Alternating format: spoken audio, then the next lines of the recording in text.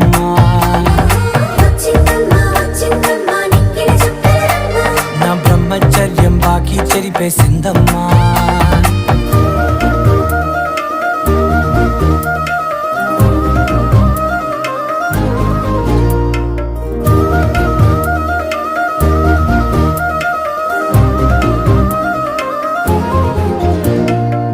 ఏకాంతాలన్నీ ఏకాంతం లేక ఏకరువే పెట్టాయే ఏకంగా. సంతోషాలన్నీ సెలవన్నది లేక మనతోనే కొలువయ్యే మొత్తంగా. స్వాగతాలు లేని ఒంట్లో ఉండలేక విరహం